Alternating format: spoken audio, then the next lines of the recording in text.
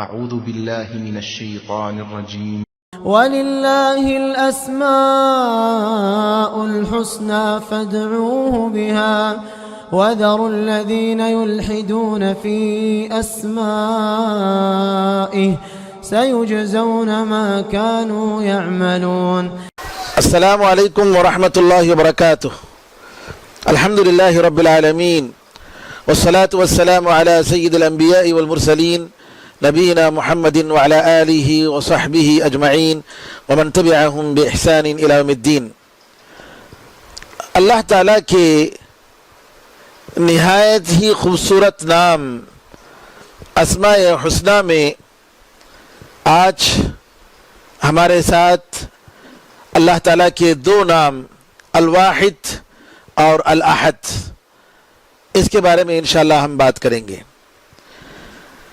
الواحد اور الاحد دونوں گرچہ ایک ہی مادے سے نکلے ہیں، جس کا واو ہا دال، جس کے معنی ہیں اکیلے، ایکتا کے. قرآن کریم میں لفظ واحد اللہ تعالیٰ کے ناموں میں 20 سے زیادہ مرتبہ آیا ہے. جیسا کہ اللہ نے فرمایا قُلِ اللَّهُ خَالِقُ كُلِّ شَيْءٍ وَهُوَ الْوَاحِدُ الْقَهَّارُ، سورہ رعد آیت نمبر 16. کہہ دیجئے اللہ تعالیٰ ہر چیز کا پیدا کرنے والا ہے اور وہ یکتا ہے اور سب پر غالب ہے. اور اللہ نے فرمایا وقال اللہ لا تتخذوا الہین اثنین انما هو الہ واحد. اور اللہ نے فرمایا کہ تم دو خدا مت بناؤ، بے شک وہ تو ایک خدا ہے، اکیلا ہے، ایک معبود برحق ہے. اور اسی طریقے سے الاحد اکیلا، یکتا، ایک کے معنی میں قرآن کریم میں سورہ اخلاص میں 1 مرتبہ آیا ہے، اور حدیث میں بھی اس کا ذکر آیا ہے. جیسا کہ ایک صحابی دعا کر رہے تھے اللہم انی اسألک بأنک انت اللہ الاحد الصمد الذی لم یلد ولم یولد. اے اللہ، میں تجھ سے مانگتا ہوں اور میں گواہی دیتا ہوں کہ تو اللہ ہے جس کے تیرے سوا معبود برحق کوئی نہیں، تو اکیلا ہے، تو یکتا ہے اور تو سب سے بے نیاز ہے. الذی لم یلد ولم یولد ولم یکن لہ کفوا احد. نبی کریم صلی اللہ علیہ وسلم نے فرمایا کہ اس نے اسم اعظم کا حوالہ دے کر اللہ تعالیٰ سے سوال کیا ہے. واحد اور احد میں کیا فرق ہے؟ واحد عربی زبان میں جب نمبر گنتے ہیں تو پہلا نمبر ہوتا ہے واحد، 1، اثنان 2، ثلاثہ 3. لیکن احد ایک کے معنی میں، ایکتا کے معنی میں، اکیلے کے معنی میں، نمبر میں اس کو شمار نہیں کیا جاتا. جب اللہ تعالیٰ کے لیے ہم الواحد اور الاحد کہتے ہیں تو اس کا کیا مطلب ہے؟ علامہ ابن قیم رحمۃ اللہ علیہ فرماتے ہیں کہ اس کا مطلب یہ ہے کہ اللہ تعالیٰ کے ساتھ کوئی شریک نہیں، اللہ ہمیشہ اکیلے ہے. یعنی اللہ تعالیٰ اکیلا تھا اور اکیلا رہے گا، اس کے ساتھ کوئی نہیں تھا. جب اکیلے اللہ تنہا تھا تو اس کے ساتھ کوئی نہیں تھا. وہ اپنی ذات میں اکیلا ہے اور اپنی صفات میں اور اپنے افعال میں اور اپنی ربوبیت اور الوہیت اور اپنی ساری صفات میں وہ تنہا ہے، وہ اکیلا ہے. اور الواحد کا معنی یہ ہے، علامہ سعدی رحمۃ اللہ علیہ فرماتے ہیں کہ وہ ذات جس کے اندر سارے صفات کمال اور جلال اور جمال، یعنی ہر قسم کی خوبصورت اور پرفیکٹ جو صفات ہیں وہ صرف اسی کے پاس ہے. اسی کے لیے تعریف اور اسی کی حکمت اور اسی کی رحمت، اور اس میں اس کے ساتھ کوئی شریک نہیں، اس کے برابر کوئی نہیں. تو بندے کے لیے چاہیے کہ اپنے قول اور اپنے عمل میں، اپنے عقیدے میں اس ایک اللہ تعالیٰ کا اعتراف کرے، اس کی وحدانیت کا اقرار کرے اور اس کے ساتھ عبادت میں کسی کو شریک نہ ٹھہرائے. اللہ تعالیٰ کی صفات اس کے ساتھ خاص ہیں، ان صفات میں اللہ اکیلا ہے۔ میرے بزرگوں، میرے بھائیوں، اسلامی بہنوں، یہ بات اس لیے ہمیں ماننا ضروری ہے کہ مسلمانوں میں بہت سارے فرقے ایسے ہیں جو اللہ تعالی کی صفات کا یا تو انکار کرتے ہیں یا اس کا غلط معنی لیتے ہیں۔ ان کے پاس اللہ تعالیٰ کی اگر کوئی صفت مانتے ہیں، مثال کے طور پر اللہ رحم کرنے والا ہے، اللہ تعالیٰ راضی ہوتا ہے، اللہ تعالیٰ جب چاہے غصہ کرتا ہے، تو یہ لوگ کہتے ہیں کہ نہیں، اللہ رحم کرنے کا مطلب اللہ رحم نہیں کرتا ہے۔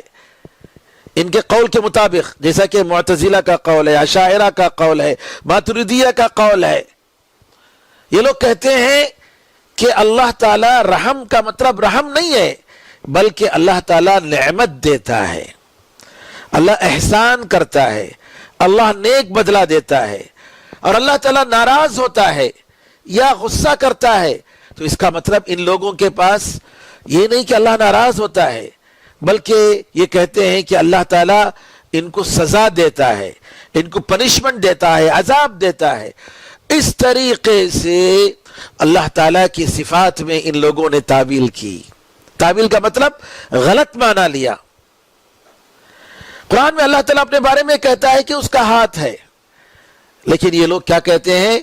اللہ کا ہاتھ نہیں کہتے اللہ کے ہاتھ سے مراد اللہ تعالیٰ کی قدرت اور طاقت لیتے ہیں۔ سوال یہ ہے کہ آپ نے ایک جگہ تو یہ کہہ دیا کہ اللہ تعالیٰ کے ہاتھ سے مراد اللہ تعالیٰ کی قدرت مراد ہے، لیکن قرآن میں اس جگہ کیا بولیں گے جہاں پر اللہ نے فرمایا بل یداہ مبسوطتان، بلکہ اس کے دونوں ہاتھ کھلے ہیں؟ وہاں دو قدرت اور دو طاقت کا معنی تو لے نہیں سکتے۔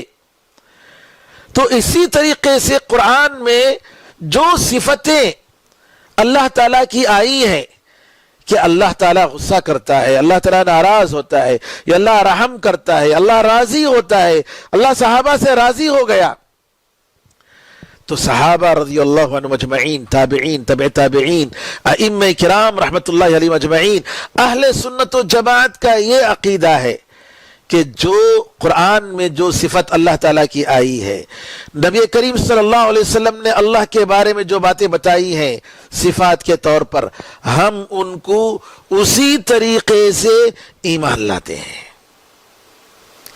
اس میں غلط معنی ہم نہیں دیتے، اس کا غلط معنی نہیں پہناتے، تعویل باطل نہیں کرتے، بلکہ قرآن اور حدیث میں جیسا آیا ہے ویسا لیتے ہیں۔ استوى على العرش، الرحمن استوى على العرش، على العرش استوى، کہ اللہ تعالیٰ ہے وہ بڑا رحم کرنے والا ہے اور وہ عرش پر مستوی ہوا، تو ہم کہتے ہیں کہ اللہ تعالیٰ عرش پر مستوی ہوا۔ مستوی ہوا کا مطلب یعنی عرش پر بلند ہوا۔ اس کا معنی اسٹیبلش کرنا، گورنمنٹ اسٹیبلش کرنا یا اسٹیٹ اسٹیبلش کرنا، یہ معنی نہیں لیتے۔ قرآن میں جو اللہ کے بارے میں صفتیں بتائی گئی ہیں، ہم انہی صفات کو اس کے معنی کے ساتھ ہم ایمان لاتے ہیں، لیکن اس کی کیفیت کیا ہے وہ اللہ ہی جانتا ہے۔ اللہ تعالیٰ راضی ہوتا ہے، کیسے راضی ہوتا ہے ہمیں نہیں معلوم۔ کیوں؟ اللہ نے اپنے بارے میں بتایا لیس کمثلہ شیء وہو السمیع البصیر، اللہ کے جیسی کوئی چیز نہیں، اور اللہ بڑا سننے والا ہے اور بڑا دیکھنے والا ہے۔ وَلَمْ يَكُنْ لَهُ كُفُوًا أَحَدٌ، اللہ کے برابر کوئی چیز نہیں۔ تو ہم اللہ کے بارے میں قرآن میں اور حدیث میں جو صفتیں آئی ہیں ویسے ہی ایمان لائیں گے، اس کی تعویل نہیں کریں گے، اس کا غلط معنی نہیں دیں گے۔ تو یہاں پر میرے بزرگوں، میرے بھائیوں، جن لوگوں نے تعویل کی، چاہے معتزلہ ہوں یا اشاعرہ ہوں یا ماتریدیہ ہوں، جہمیہ نے تو صفتوں کا پورا انکار کر دیا کہ اللہ کی کوئی صفت نہیں، نعوذ باللہ، اللہ کی کوئی صفت نہیں، ایٹریبیوٹ نہیں۔ تو کیا مطلب ہے اس کا؟ اس لیے امام احمد رحمت اللہ علیہ نے کہا کہ یہ لوگ مسلمان ہی نہیں ہیں، کیونکہ اللہ تعالیٰ کی صفت نہیں ہے، اور اللہ تعالیٰ اپنے اس بارے میں صفتوں کا ذکر کرتا ہے قرآن و حدیث میں تو یہ تو انکار کر رہے ہیں. اور اگر کوئی صفت کے بغیر, کسی ایٹریبیوٹ کے بغیر کوئی چیز ہوتی نہیں تو کس چیز کی عبادت کر رہے ہیں؟ لہذا یہاں ایک نقطہ سمجھنے کی ضرورت ہے. جن لوگوں نے اللہ تعالیٰ کے اسماء اور صفات میں غلط راستہ اپنایا, انہوں نے سب سے بڑی غلطی کیا کی؟ انہوں نے غلطی یہ کی کہ اللہ تعالیٰ کو مخلوق سے کمپیر کیا, تشبیہ دی. اللہ کو مخلوق کے ساتھ تشبیہ کمپیر کیا ان لوگوں نے. ان لوگوں نے کیا کہا؟ اگر ہم کہیں گے کہ اللہ تعالیٰ راضی ہو گیا تو اللہ تعالیٰ راضی ہو گیا کا مطلب بندہ راضی ہوتا ہے تو دل میں ایک رقت طاری ہو جاتی ہے, ایک کیفیت پیدا ہوتی ہے جس کی وجہ سے دل کمزور پڑتا ہے, نرم پڑ جاتا ہے. تو کیا ہم اللہ تعالیٰ کے لیے بھی ویسا بولیں گے؟ نہیں نہیں نہیں, نعوذ باللہ. ہم یہ کہیں گے کہ اللہ راضی نہیں ہوا. اللہ کا مطلب راضی ہونا نہیں ہے, بلکہ اللہ تعالیٰ نعمت دیتا ہے. اللہ تعالیٰ ناراض ہوتا ہے. ناراضگی کا مطلب یعنی انسان جب ناراض ہوتا ہے تو اس کے رگوں میں خون دوڑتا ہے اور جو ہے اس کی حالت بدل جاتی ہے. تو کیا اللہ تعالیٰ, نعوذ باللہ من ذالک, اللہ کے بارے میں جو بات اللہ نے نہیں کہی ہم ہرگز نہیں کہہ سکتے. ہم اتنا ہی کہیں گے جتنا اللہ نے فرمایا ہے. تو سب سے بڑی غلطی ان لوگوں نے کیا کی اللہ تعالیٰ کے اسماء و صفات کے بارے میں کہ ان لوگوں نے اللہ تعالیٰ کو بندوں سے کمپیر کیا, مخلوق سے کمپیر کیا. جیسا کہ ایک صاحب ہیں, وہ نبی کریم صلی اللہ علیہ وسلم کی حدیث کہ اللہ تعالیٰ رات کے تیسرے حصے میں دنیاوی آسمان میں آتا ہے اور کہتا ہے کہ ہے کوئی بندہ جو مجھ سے معافی مانگے میں اس کو معاف کر دوں, ہے کوئی بندہ جو مجھ سے اپنی ضرورت مانگے اس کی ضرورت پوری کروں. یہ لوگ کیا کہتے ہیں کہ اللہ تعالیٰ عرش پر مستوی ہے, قرآن میں آیا ہے, اور حدیث میں یہ ہے, صحیح بخاری اور صحیح مسلم کی حدیث ہے کہ دنیاوی آسمان میں رات کے تیسرے حصے میں اتر کر آتا ہے. اب ان لوگوں نے کیا کیا, اپنے آپ کو اللہ تعالیٰ کے ساتھ یا اللہ کو اپنے آپ کے ساتھ کمپیر کر کے ان لوگوں نے کہا کہ تو اس کا مطلب یہ ہوا کہ اللہ کا عرش خالی ہو گیا. نعوذ باللہ من ذالک. ارے انسان, تو جب چیئر سے اترتا ہے تو چیئر خالی ہو جاتا ہے, تیری کرسی خالی ہو جاتی ہے. اللہ تعالیٰ عرش پر مستوی ہے, وہ کیسے اترتا ہے ہم بول نہیں سکتے. وہ اللہ عرش پر ہے اور اترتا ہے. جی ہاں, کیونکہ اللہ تعالیٰ کی ذات موجود ہے لیکن ہمارے وجود کے جیسا نہیں ہے. اللہ تعالیٰ کی جو صفتیں ہماری صفتیں کے جیسا نہیں ہے. اللہ تعالیٰ ہمیشہ زندہ ہے, ہماری زندگی جیسا نہیں ہے.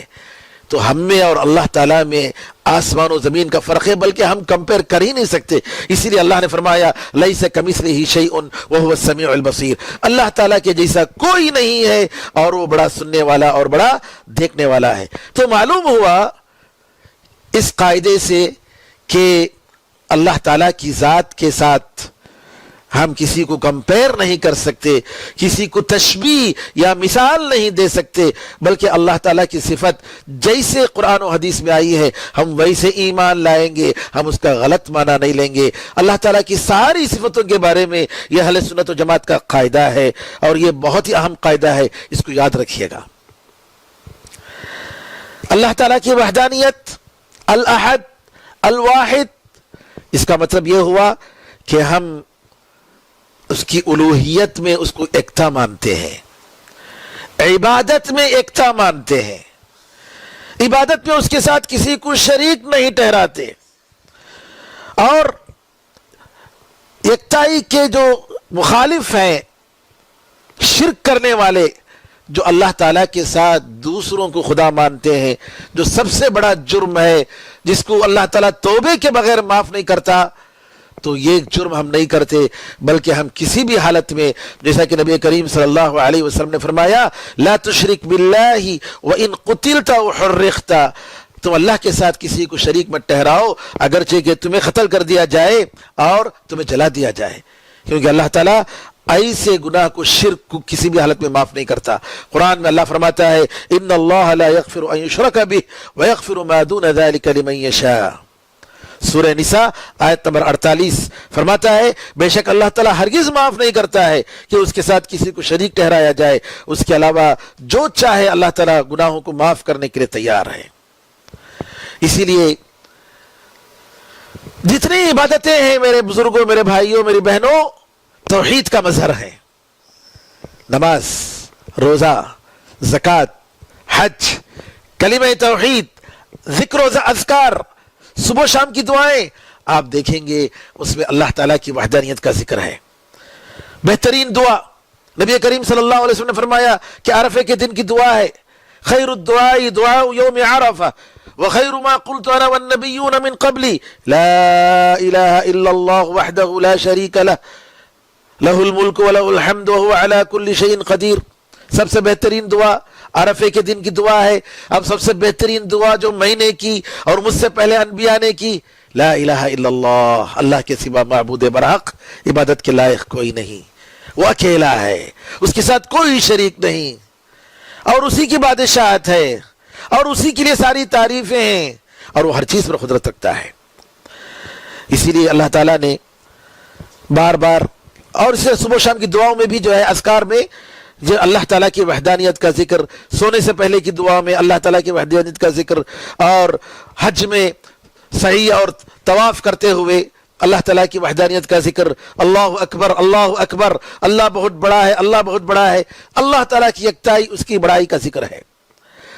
یہاں ایک اور بات بتاؤں کہ اللہ تعالیٰ نے قرآن کریم میں صفت القہار کو الواحد کے ساتھ ذکر کیا ہے کئی جگہ پر۔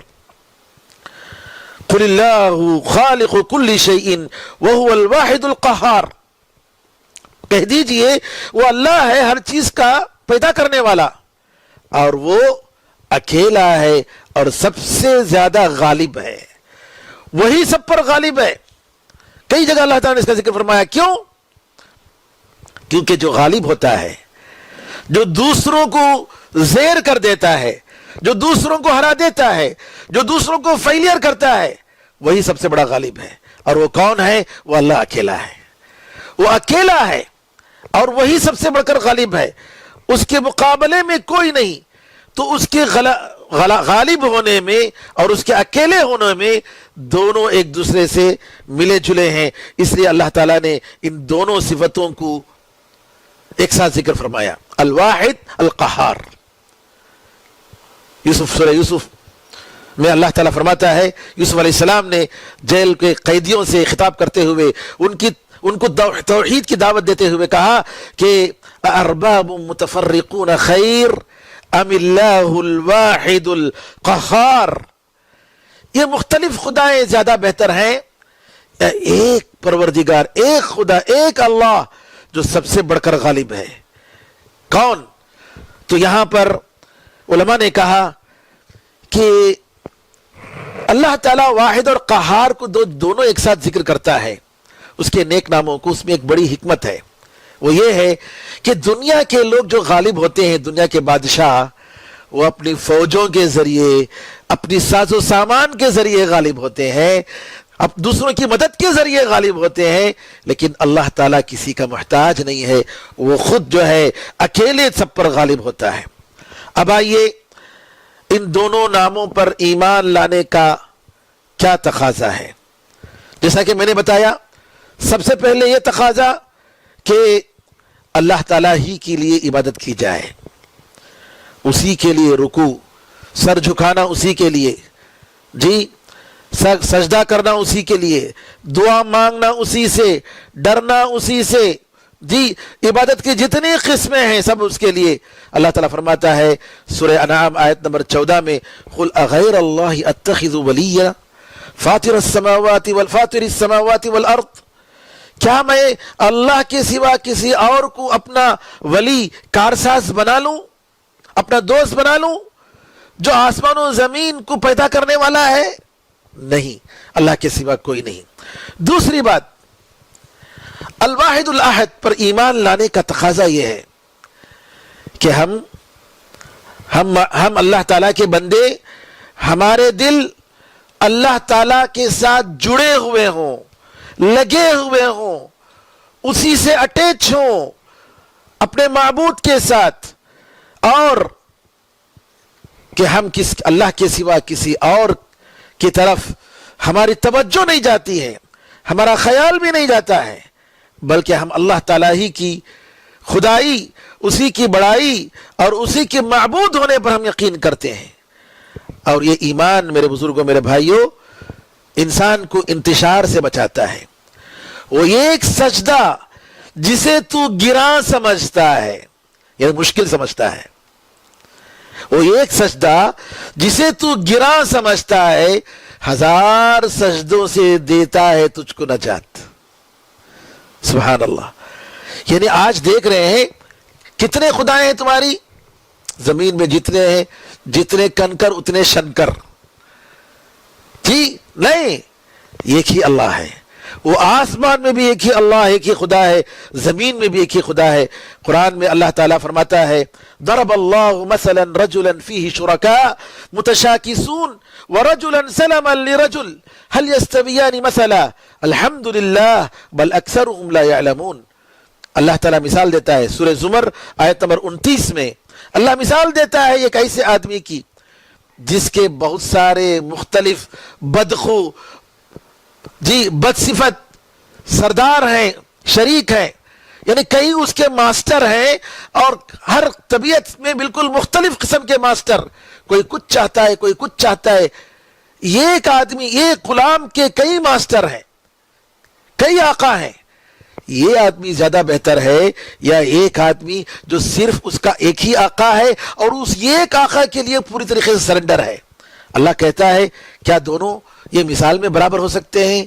پھر اللہ کہتا ہے الحمدللہ، اللہ تعالیٰ کے لیے ساری تعریف ہے، بل اکثرهم لا يعلمون، بلکہ ان میں کہ اکثر لوگ نہیں جانتے ہیں۔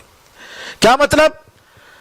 اگر ہماری بندگی صرف ایک اللہ کے لیے ہوئی، یہ درگاہوں کے لیے، مزاروں کے لیے یا اولیاء کے لیے نہیں، مختلف خداؤں کے لیے نہیں، بلکہ صرف اکیلے اللہ کے لیے، تو ہماری توجہ، پوری کی پوری توجہ اللہ تعالیٰ کی طرف ہوتی ہے۔ مومن کا دل توحید کی حقیقت اس میں ہوتی ہے، اور یہ دنیا کا سفر ہدایت اور بصیرت پر وہ طے کرتا ہے، کیونکہ اس کو معلوم ہے کہ زندگی، طاقت، فائدہ، نقصان سب کا سورس ایک ہے، اور وہ اللہ تعالیٰ ہے۔ تو اس کے قدم اسی ایک سورس کی طرف آگے بڑھتے ہیں، ایک ذات کی طرف آگے بڑھتے ہیں، وہیں سے وہ اپنی طاقت لیتا ہے، اور اس کے دونوں ہاتھ اسی کی رسی کے ساتھ مضبوط لگے ہوتے ہیں، اور اسی ایک گول کی طرف نگاہوں کو ادھر ادھر کیے بغیر، اپنے دل کو ادھر ادھر کیے بغیر، اسی ایک مقصد، اسی ایک اللہ تعالیٰ کی طرف وہ جاتا ہے۔ ایک سردار، ایک اللہ تعالیٰ کی وہ خدمت کرتا ہے، اور اس کو معلوم ہے کہ اس کو کیا چیز اس کو خوش کرنے والی ہے، کیا چیز اس کو ناراض کرنے والی ہے، اور اس طریقے سے پوری طاقت کے ساتھ، پوری اتحاد کے ساتھ، اپنی پوری قوت کے ساتھ اس ایک اللہ تعالیٰ کو راضی کرنے میں اپنی طاقت لگا دیتا ہے۔ جی، اور ایسے مقصد جب بندہ ایک اللہ کی جب عبادت کرتا ہے تو اس کے لیے، اس کی زندگی میں ہر چیز اس مقصد کے لیے ساتھ دیتی ہے۔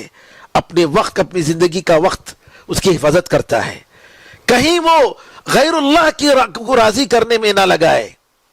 وہ حفاظت کرتا ہے اپنے اوقات کو، وہ اپنی طاقتوں کی حفاظت کرتا ہے کہ کہیں ایسا نہ ہو کہ نعوذ باللہ کہ میری طاقت، میرا وقت، میری قوت، میرے وسائل جو اللہ تعالیٰ کی طرف سے دیے ہوئے ہیں کسی اور کو راضی کرنے میں نہ ہو جائے، بلکہ وہ دنیا اور آخرت کی کامیابی کے لیے وہ سوچتا ہے، اور ہر وہ سیکنڈ، ہر وہ منٹ پر افسوس کرتا ہے جس میں وہ اللہ تعالیٰ کے اس مقصد سے ہٹ کر اگر وہ ضائع کرتا ہے تو وہ افسوس کرتا ہے کہ کاش میں اللہ تعالیٰ کو راضی کرنے میں اپنا وقت لگایا ہوتا۔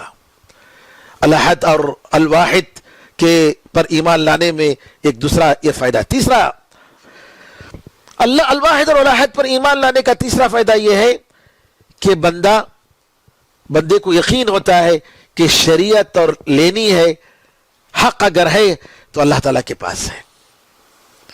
حق اگر ہے کسی کے پاس تو اللہ کے پاس ہے، کسی انسان کے پاس ہرگز نہیں ہو سکتا۔